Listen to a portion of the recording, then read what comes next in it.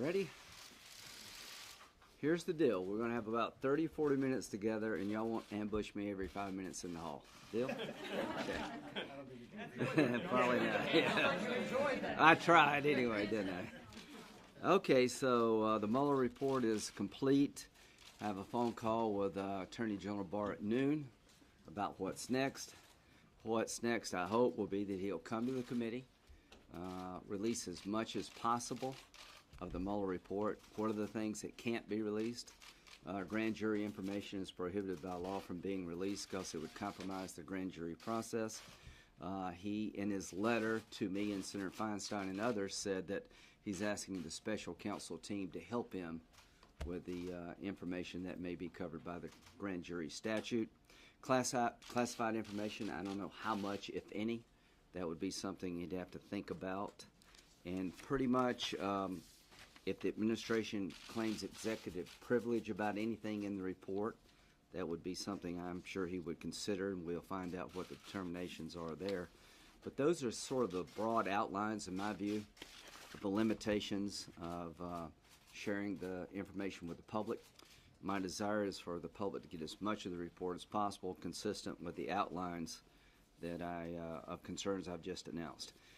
As to my relationship with the special counsel inquiry, August the 3rd, 2017, I introduced legislation, the Special Counsel Independence Protection Act, with Senator Booker, Coons, and Tillis. At that time, there was a lot of chatter by the President and others about Mueller being on a witch hunt, and that chatter continued. I just wanted the public to know that I believe that special counsels now and in the future should be protected to the extent possible. And the reason I introduced the legislation as a Republican is to let people in South Carolina and the country know that I thought Mr. Mueller was not on a witch hunt, and that Mr. Mueller was highly qualified and the right guy to pick to deal with such a difficult issue. As to Mr. Mueller, on March 14th, 2018, the only reason that Mr. Mueller could be dismissed is for cause. I see no cause when it comes to Mr. Mueller. He needs to be able to do his job independent of any political influence. I pledge to the American people, as a Republican, to make sure that Mr. Mueller can continue to do his job without any interference. November 2018. I am confident the Mueller investigation will be allowed to come to a solid conclusion, that there will be no political influence put on Mr. Mueller by Mr. Whitaker at the time to do anything other than Mr. Mueller's job. I am confident that Mr. Mueller will be allowed to do his job without interference. January 2019. Since his appointment, I have supported Special Counsel Mueller's ability to conduct his investigation without interference. Well, the report's over. It was completed without interference. And from the day that Mr. Mueller was appointed, I felt that he was the right guy at the right time for the American people to give us a definitive answer about whether or not the Trump campaign or anyone associated with it worked with the Russians in a proper fashion in the 2016 election. It's clear to me from the 4-page summary by Attorney General Barr that the Russians did, in fact, hack into the DNC. The Podesta emails, it was the Russians. It wasn't some 300-pound guy sitting on a bed somewhere. And the conclusion was firm, without equivocation, that no one on the Trump campaign colluded with the Russians when it came to the 2016 election. As to the obstruction of justice matter, apparently the special counsel gave some of this and some of that, and Mr. Barr and Rosenstein concluded that the evidence was insufficient to move forward on obstruction of justice by the president or anyone around his team. So I hope soon to have as much of the report released as possible. And what happens next? What happens next is that I have been talking since 2017, end of 2017, about the other side of the story. And nobody much appears to care, but I hope you will find some interest now. that the FISA warrant issued against Carter Page, based on a dossier prepared by Christopher Steele, is at a minimum disturbing. Whether or not it's illegal, I don't yet know. So I'm going to get answers to this. If no one else cares, it seems to be Republicans do. And that's sad. Because if the shoe were on the other foot, it would be front page news all over the world. The double standard here has been striking and, quite frankly, disappointing. I am 100% convinced that if the Republican Party had hired Mr. Steele to go to Russia and investigate Clinton, and the report was prepared and given to the Department of Justice, used to get a warrant against a Clinton associate, and the underlying information in the dossier proved to be garbage, everybody in the world would have it on the front page. It would be endless chatter on the cable networks. I'm also convinced if the agents involved in investigating Clinton, if the shoe were on the other foot, hated her and wanted Trump to win, we'd be having a thorough discussion. I'm also convinced if they interviewed Trump with a couple of his associates there, not under oath, and had already made up a decision not to charge him, that there would be outrage in this country. So the rule of law applies both to Republicans and Democrats. And why do we have a special counsel? In rare circumstances, to have somebody outside the Department of Justice to take a look at a hot topic. I know the president did not believe that a special counsel should have been appointed. I do. It was clear to me that Jeff Sessions was part of the Trump campaign. And when it came time to look at whether or not the Trump campaign did anything wrong with the Russians, it's impossible for Jeff Sessions to render a verdict because he was part of the campaign. That made eminent sense to me then and now. What makes no sense to me is all the abuse by the Department of Justice and the FBI, the unprofessional conduct, the shady behavior. Nobody seems to think that's much important.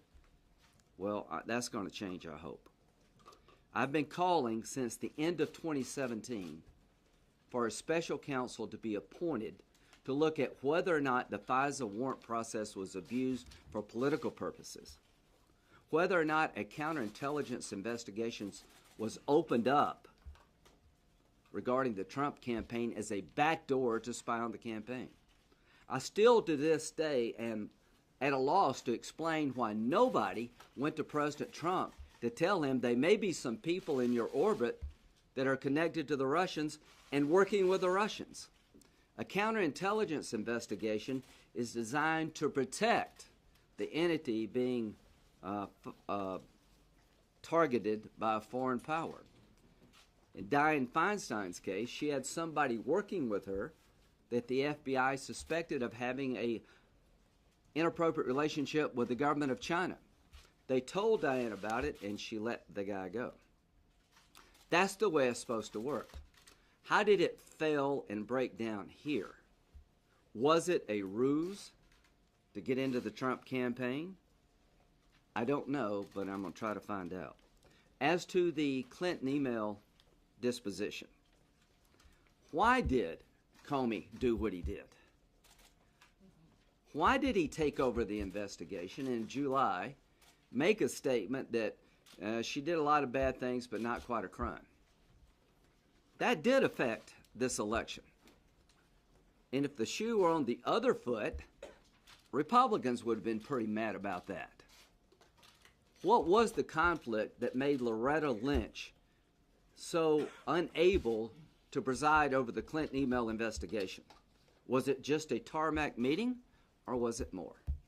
I believe there was more there, and I intend to get to there. How could in October, right before the election, we find out that emails on the Clinton server wind up in the hands of Anthony Weiner, and just within 48 hours, everybody's good to go? This is bizarre at best, troubling to its core from my point of view. So Mr. Mueller has been given a chance to do his job. 2 years, 19 lawyers, 40 FBI agents, 2,800 subpoenas, 500 people interviewed, 230 orders for communication records, 13 requests to foreign governments for evidence, $25 million or more. That is what happened to the Trump campaign. And I've been okay with that scrutiny from day one. When it comes to the FISA warrant, the Clinton campaign, the counterintelligence investigation, it's pretty much been swept under the rug except by a few Republicans in the House. Those days are over. Going forward, hopefully in a bipartisan fashion, we will begin to unpack the other side of the story. With that, I'll take questions. The special counsel on the issue of obstruction of justice, Mueller has declined to fully exonerate the president. Do the American people deserve to know why? Well, if you know, lawyers are not in the exoneration business. The lawyers into making cases or not making cases business. So all I can tell you is that when it comes to obstruction of justice, Mr. Barr and Rosenstein concluded that the facts did not justify a charge, not the idea you can't indict a sitting president. And his memo, Mr. Barr, was about a statute. It's very problematic to bring an obstruction case, in my view, for making a personnel decision. If you fired a U.S. attorney somewhere, does that lead to an obstruction argument because you have a political difference with that attorney general who's not serving your agenda? What Mr. Barr said at the hearing was that nobody, including the president, can get a witness to lie. Nobody, including the president, can conceal information from a court. Those are classic obstruction activities. Mr. Mueller apparently could not find sufficient evidence to conclude on his own that the president obstructed justice in a classic sense. And Mr. Barr said, along with Mr. Rosenstein, having looked at the evidence, we do not believe there is evidence to support a charge of obstruction of justice. And it is important but not dispositive that the underlying crime did not exist. You can actually obstruct justice even if there's not a crime, but the intent really does go to whether or not somebody is trying to protect themselves. And if they did nothing wrong to begin with, it's pretty hard to prove obstruction of justice. Senator, was it appropriate for Bob Mueller to essentially punt on the issue of obstruction and leave it to the president's two top political appointees of the Justice Department to make this determination on obstruction? As far as I'm concerned, Mr. Mueller's report gave the Attorney General both sides of the equation. He decided, not Mr. Barr, to give that decision over to the Attorney General. You can ask him.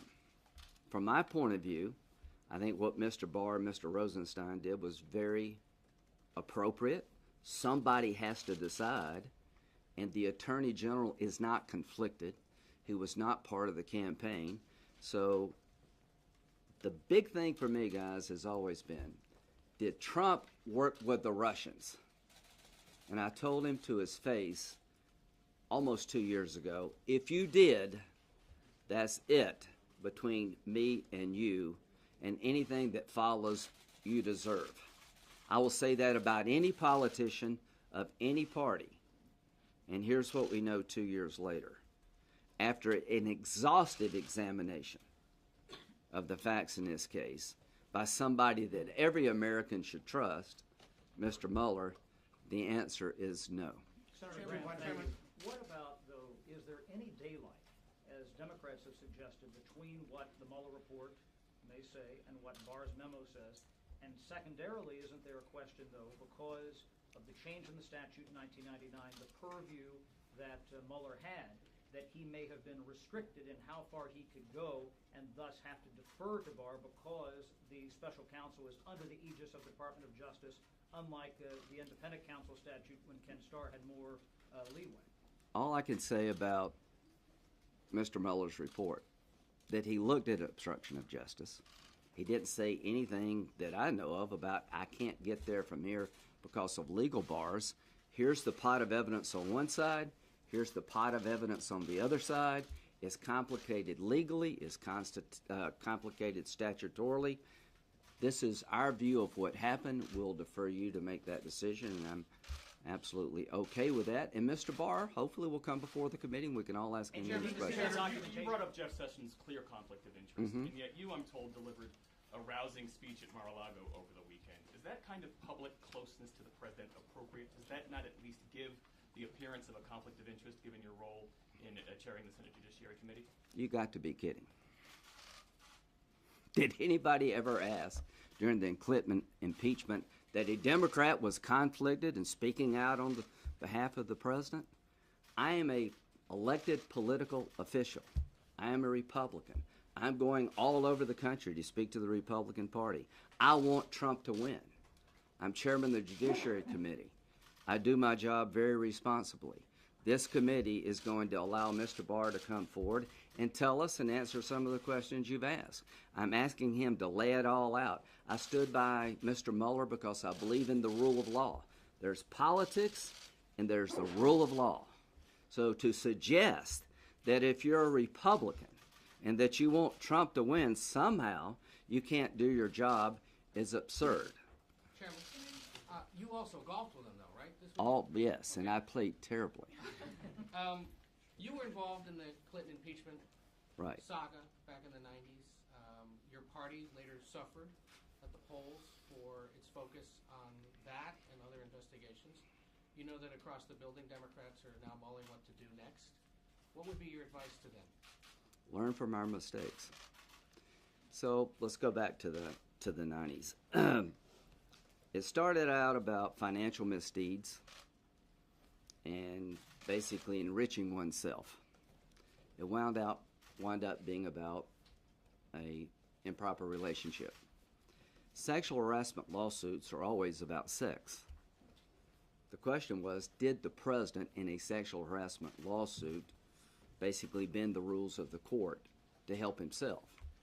He was suspended for 5 years for inappropriate conduct as a lawyer. He was chastised for lying under oath. Having said that, looking back, the public sort of knew what they were getting with Bill Clinton. I think the public sort of knows what they're getting with Donald Trump. And here's my advice to the Democratic Party.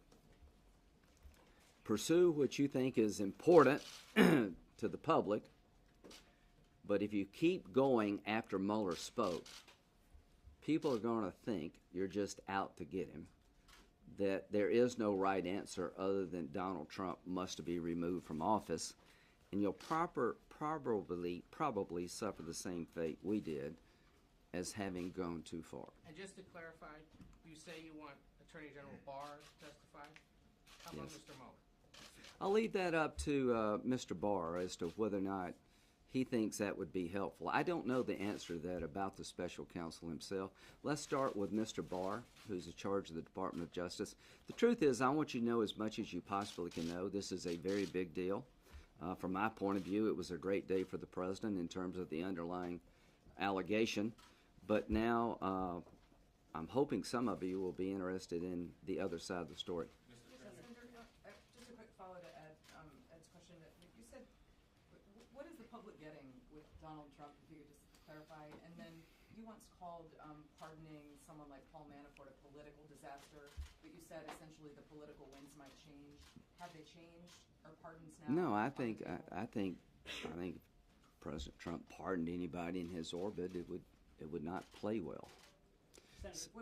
As to what people are getting with Donald Trump, I think it's pretty clear that, like Bill Clinton, Donald Trump is a larger-than-life character. People are focused on what he's doing for them. I think people would be legitimately concerned if he did, in fact, his campaign work with the Russians. And I'll say this, if Mr. Barr had reached a different conclusion and he had reported that there's evidence of Trump coordination with the Russians, I would have believed it. I would have listened to the president, but that would have been a bad day for the country. And I just end with this, take a couple more questions. To those wanting an outcome of removing Trump, you got to be disappointed. To those who wanted somebody to look at Trump without interference, you got to be pleased. To those who are happy that your president has been cleared of working with a foreign power, I think you're a good American. So wait, just to clarify, when you say you want Barr part of the committee, is that a public hearing? And then second, Yes, as public as possible. okay, and then secondarily, when you say see you soon to James Comey, does that mean you're going to be calling him before the committee for a public hearing as well? Yeah, I was sort of like, what was the whole Forrest thing about? Yeah, so what I'll do, and just real quickly, I'll start and work backward. The FISA warrant application on 4 different occasions. What role did the dossier play? Was it the primary source of the information given to the court? Was it supplemental? Was it outcome determinative? I want to hear from Mr. Orr, why he warned people that you may not want to rely on Christopher Steele. I want to know the role that Comey played in this process. I want to find out, was the only reason you recused yourself was because of the tarmac meeting with Loretta Lynch? I want to find out what were the rules about a counterintelligence investigation. What kind of defensive briefing did you give to the candidate, if any at all?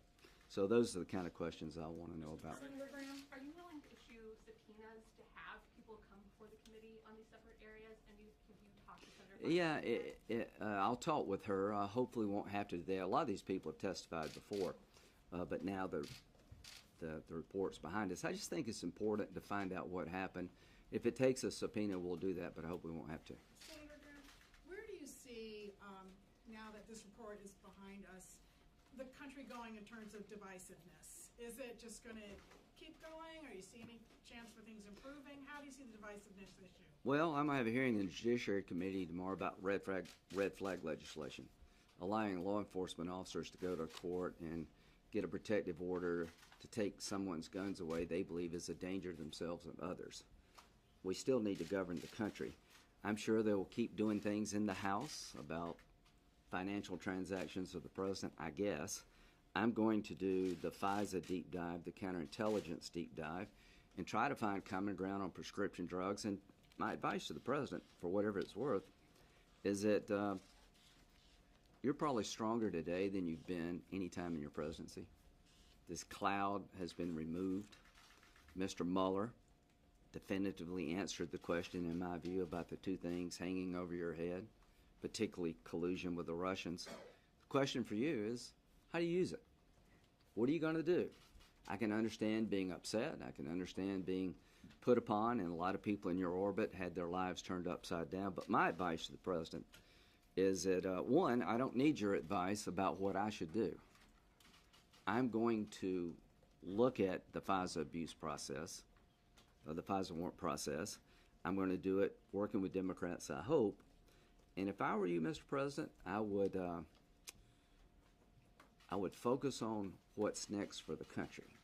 Just to clarify on the point of obstruction, you are satisfied with the Attorney General's review of the evidence. You don't think your committee should look at that? What's the remedy? We're not prosecutors. If the attorneys on your committee Right. reach a different conclusion than the AG, That's- is there a remedy for that? No. We're political people, right? We're not prosecutors. There's a good reason you want a bunch of politicians prosecuting other politicians. Mr. Barr was appointed by the president, confirmed by the Senate. The judiciary's goal is to provide oversight, to watch those who watch us. I'm not into the prosecuting business. I'm into the oversight business. I believe that Donald Trump got scrutiny like nobody else in the history of the presidency, since Nixon probably. And he, in my view, came out of this thing stronger. To those who were abusive of the process in 2016 on the other side, you haven't had much scrutiny, but that's coming. Mr. Chairman, you're being very clear, and so are many Republicans and the president saying no collusion with him and his campaign. But I want to get back to the Russians. Is it your belief that the Russians were trying to coerce Absolutely. the individual members of the Trump campaign? I think there's things I can't tell you. They were out to get us all. Here's what I told Trump, for whatever it's worth. I think the dossier A lot of it came from the Russian intelligence service. If you just think Russia just likes Trump and hates Clinton, you're missing the point of what they're trying to do. They're trying to divide all of us against each other and done a pretty good job of it. They're still at it, by the way. They're still doing this. And one of the things I want to take away from this whole endeavor is to try to find ways to fix it. Critical infrastructure before this debate was power companies, financial services. Now it's got to be the political system. Parties need to realize that they're subject to being attacked, that the vote tallying process needs to be hardened, that the social media outlets that we all rely upon and enrich our lives can be co-opted to spread lies, to pit one American against the other. If we don't take that from this investigation, that the Russians tried to do it and they're going to keep trying, then we missed a real big point. One more question. Yeah, you said that you want as a process investigated. Are you talking to Bard, Attorney General Bard? What does he say? Well, what I want to do is see if he'll appoint a special counsel. I fully realize that the oversight role of the committee is legitimate, but we're Republicans, they're Democrats. I'd like to find somebody like a Mr. Mueller that could look into what happened with the FISA warrant, what happened with the counterintelligence investigation. Am I right to be concerned? Seems pretty bad on its face, but somebody like a Mr. Mueller to look at that so that if nobody else, those who believe that the FBI and the Department of Justice were playing politics, that they wanted Clinton to win and Trump to lose, that somebody can satisfy them, that was looked at. There's some people are never going to accept the Mueller report, what I say, or what Mr. Barr does. But by any reasonable standard, Mr. Mueller thoroughly investigated the Trump campaign. You cannot say that about the other side of the story. And what I hope Mr. Barr will do is understand, for the country's sake, appoint somebody outside the current system to look into these allegations, somebody we all trust, and let them do what Mr. Mueller did. You were on the golf course. You were on the golf course yesterday with the president. Yeah. Were you there when you got the news? No, I was at the waiting to get on Air Force One when I got it. He was at Mar-a-Lago, and it came out at about 3 o'clock. And I think between the time that our office got it and you got it, couldn't have been a couple of minutes. Was there a fist bump on the aircraft? I saw him on the plane afterwards, and I don't know how to explain this. I mean, you know, you've been under extreme scrutiny. You've been shouting to the mountaintop. I didn't do this. A sense of relief, a sense of frustration. How could this happen? Are those who did it going to get away with it? And I hope some new energy, too, that will lead to, you know, okay, now the 26th, maybe legitimacy to my election that I didn't have before. Let's go on about governing the country. Last question. Yeah, just a few other people that you considered to bring to your hearing. Glenn Simpson, Andrew McCabe. Who else would you be looking to Well, bring in? Howe was still hired. I'd like for him to come if he would. Establish a record of how much did the Democratic Party pay Fusion GPS? How much money did they give to Mr. Steele? How could Bruce Orr's wife work for Fusion GPS while he was like the number 4 at DOJ? Ask a question, is the dossier verified to this day? It's my belief that the information in the dossier is unverified to this very day. Mr. Cohen did not go to Prague. The salacious material in the dossier is just a bunch of garbage, I think generated by Russians who are trying to undercut our democracy. So I will be doing oversight to try to put this puzzle together, and I don't know what Mr. Barr will do. But I think because of the emotional nature of all this, that somebody like Mr. Mueller needs to look at the FISA warrant, the other stuff. Thank you very much.